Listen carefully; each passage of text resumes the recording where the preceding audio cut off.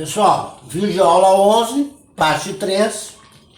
Vamos agora continuar e concluir o nosso exercício exemplo 5.3, passando agora para o cálculo das potências monofásicas do nosso exercício.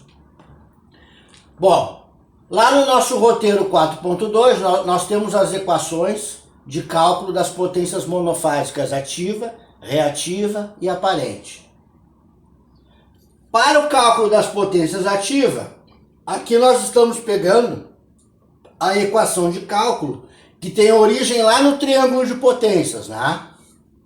A potência ativa, média, útil ou real P é a base do triângulo de potências, é o cateto adjacente, é a componente real, certo? É a componente ativa, componente horizontal, né? O cateto adjacente é o produto da hipotenusa pelo cosseno do ângulo. Ora, a hipotenusa de um triângulo de potências é a potência aparente S. Ora, o produto V vezes I é a hipotenusa do nosso triângulo de potência, a nossa potência aparente S da fase A. Ok? Então vejam, a equação é a potência média ativa, útil ou real P é o produto S vezes o cosseno do ângulo característico do triângulo de potências, da potência aparente S. Ora, o ângulo da potência aparente S é o mesmo ângulo da impedância característica da mesma fase, ou seja, da impedância ZA. A potência aparente SA tem o mesmo ângulo da impedância ZA. Então, aqui tomem o cuidado mais uma vez, né? A exemplo dos exercícios da ligação triângulo, né? Em sistemas trifásicos, né? Não, vamos tomar o cuidado de não pegar aqui o ângulo das correntes, né? Vamos pegar sempre o ângulo das impedâncias para realizar o cálculo das potências, tá certo? Então, realizando o cálculo, nós temos como valor de tensão de fase 120 volts, as correntes 6 amperes e o ângulo característico das nossas impedâncias de fase é menos 30 graus. Uma carga equilibrada, todas as três têm o mesmo ângulo de menos 30 graus. Realizando esse cálculo, nós chegaremos a esse resultado com duas casas decimais. 623,54 watts, certo? Ou seja, para a fase B e para a fase C, aqui não está expresso, né, o cálculo. Por quê? Porque a carga é equilibrada. Se a carga é equilibrada, o ângulo das três impedâncias A, B e C, φA, φB e φC, é absolutamente o mesmo ângulo, é 30 graus. A magnitude das tensões é a mesma, 120 volts, e a magnitude das correntes é a mesma, 6 amperes. Carga equilibrada, as três potências, média, ativa, útil ou real, PA, PB e PC, são absolutamente idênticas, ou seja, 623,54 watts, certo? Muito bem, passamos agora para o próximo passo. Cálculo das potências monofásicas reativas agora, QA, QB e QC. Ora, no nosso roteiro 4.2, uma das expressões de cálculo de potência reativa é a expressão que tem origem no triângulo de potências. Potência reativa Q é o produto da potência aparente S, ou seja, V vezes I, hipotenusa, vezes o seno do ângulo. Hipotenusa vezes o seno do ângulo resulta no cateto oposto, né? Então, esta é a altura do nosso triângulo de potências. A potência reativa Q é a componente vertical, é a componente imaginária, né? É a componente reativa, é a altura do nosso triângulo de potências, é o cateto oposto, certo? Então, realizando o cálculo, mais uma vez, né, a tensão de fase, 120 volts, corrente 6 amperes, ângulo característico da impedância A, menos 30 graus. Vai resultar numa potência reativa QA de menos 360 volt-ampere reativo. Ora, esse sinal negativo de potência reativa, o que ele nos diz? Menos 360 volt-ampere reativo. Em notação retangular seria menos J 360 volt-ampere reativo. Ou ainda em polar seria 360, ângulo de menos 90 graus volt-ampere reativo. Ou seja, o nosso triângulo de potência tem uma componente horizontal P e uma componente vertical Q voltada para baixo.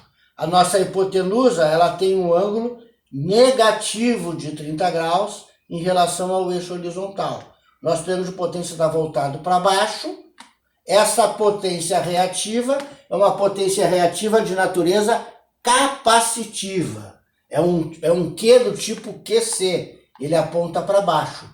Tá? Nós lembramos que potência reativa positiva é QL, fica para cima. Potência reativa negativa é QC, fica para baixo. As três potências reativas das fases A, B e C, QA, QB e QC, são absolutamente iguais, porque o nosso exercício está trabalhando com uma carga equilibrada. Três impedâncias idênticas, as três terão o mesmo ângulo φ, ou seja, os mesmos 30 graus.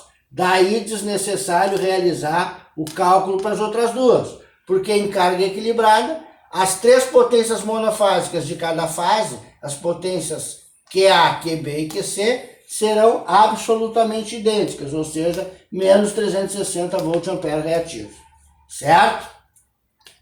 Passamos para o cálculo das nossas potências aparentes. Observamos que lá na nossa apostila, no roteiro 4.2, nós temos uma das expressões de cálculo de potência aparente, é pura e simplesmente o produto tensão-corrente para a fase em questão. Então, para a fase A, basta fazer o produto da tensão de fase VAN pela corrente de fase IAN.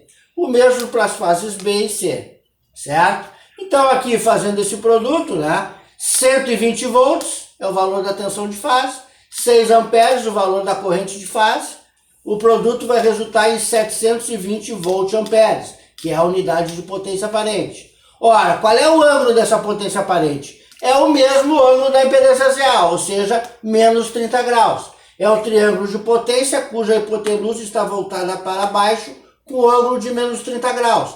A componente horizontal é a potência P, a potência média ativa útil ou real, e a componente vertical é a potência reativa Q, né? A componente vertical e imaginária ou reativa, voltada para baixo.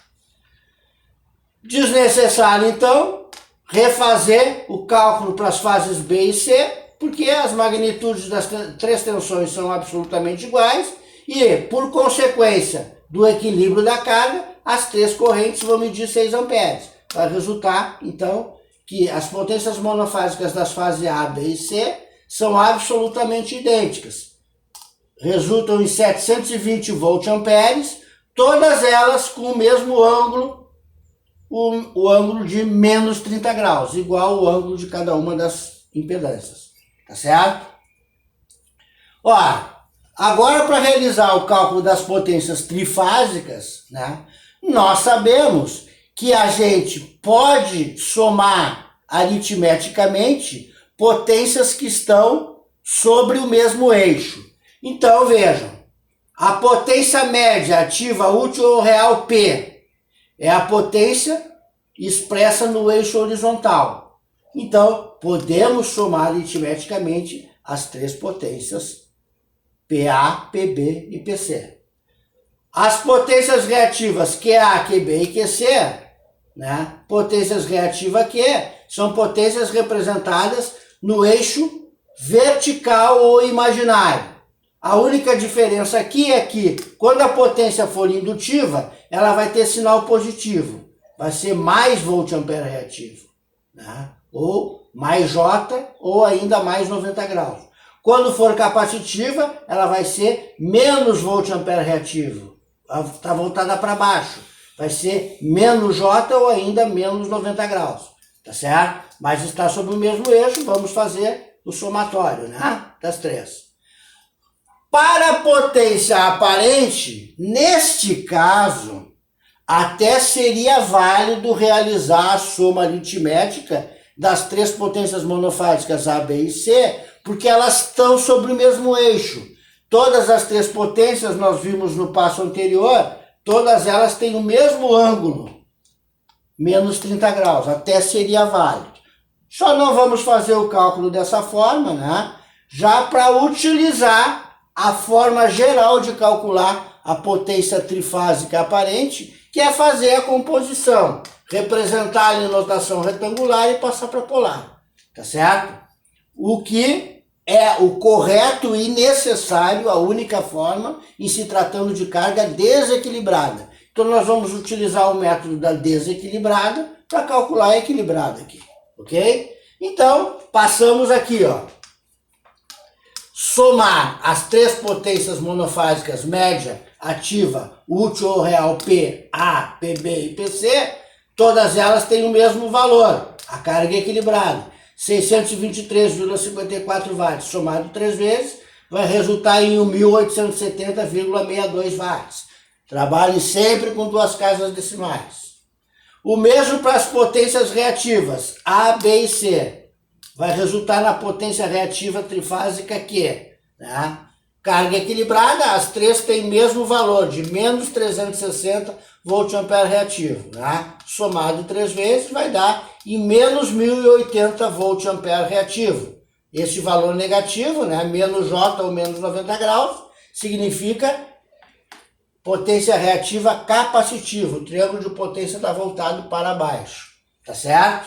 E agora, para a potência trifásica aparente, vamos expressar em notação retangular. Né? Então, substituindo aqui o P, né, por 1.870,62, tá aqui, né? P 1.870,62, e o Q por menos J 1080. Então, eis aqui a potência aparente trifásica expressa em notação retangular.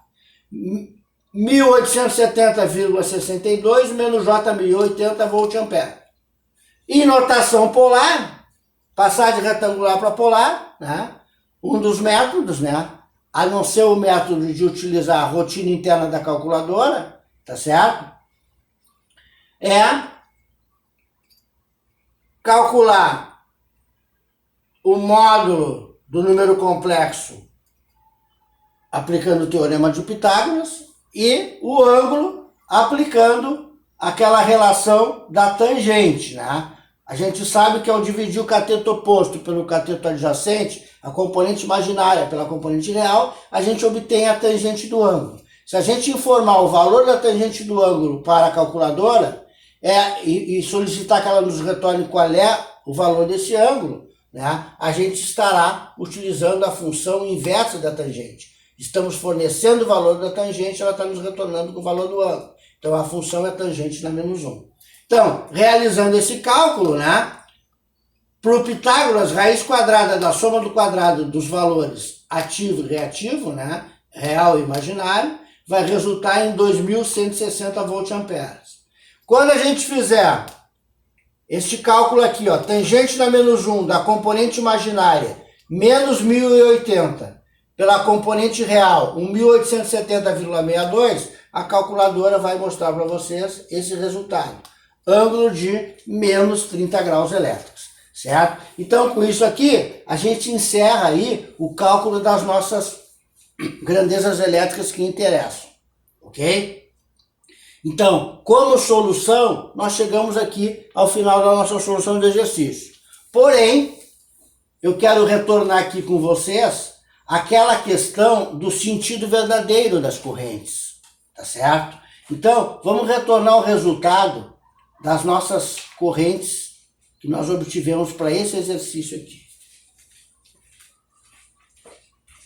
Vamos retornar lá para poder observar o ângulo de cada uma dessas correntes.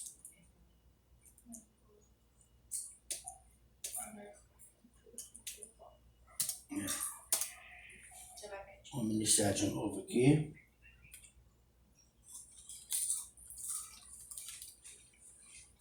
Nós obtivemos, para a nossa corrente da fase A, um ângulo de mais 60 graus, tá certo? Para a fase B, nós obtivemos um ângulo de menos 60 graus. E para outra fase, nós obtivemos um ângulo de 180 graus. O que significam esses valores? Que eu não estou conseguindo Não estou conseguindo retornar aqui no slide. Mas o que significam esses valores, né? Nós vimos que quando o resultado angular da nossa corrente for um ângulo entre 0 e 180 graus, significa que a gente está no semiciclo positivo da senoide, ou seja, estamos confirmando aquele sentido da corrente da fonte para a carga. Quando nós estivermos, agora ao contrário, né, com um ângulo de 180 a 360 graus, ou ainda um ângulo negativo qualquer de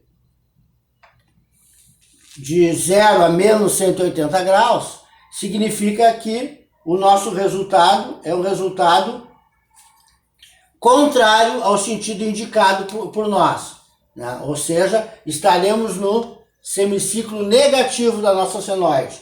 O resultado angular nosso seria um sentido oposto ao sentido que aparecia lá no nosso diagrama. Então vejam, para a fase A nós obtivemos menos 60 graus, não é verdade? Menos 60 graus é o mesmo que 300 graus. Então significa que para a fase A a nossa corrente não está indo da fonte para a carga. Na realidade ela está voltando naquele instante. Valor instantâneo só, né? Para a fase B, deu 60 graus. Então significa que está confirmado aquele sentido. Para a fase B, a corrente está indo da fonte para a carga. E para a fase C, apareceu o ângulo de 180 graus. Ora, 180 graus está no intermédio, na passagem pelo zero do ciclo positivo para ciclo negativo. Ou seja, a corrente não está indo nem está voltando. O valor instantâneo dela é um valor nulo. Ok, pessoal?